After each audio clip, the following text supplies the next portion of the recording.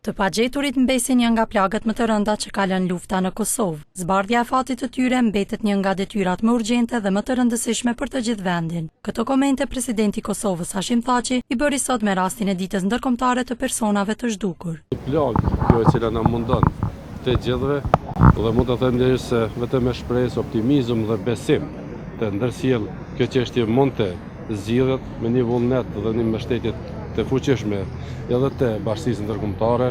I pari vendit tha se institucionet e Kosovës po punojnë maksimalisht që të zbardhet fati të pagjeturve.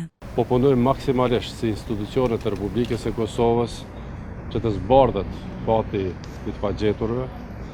Një çështje kjo që na preokupon të gjithëve, barësit e institucioneve, shoqatat, qytetarët, çdo familje që është prekur nga kjo dhimbje e rëndë.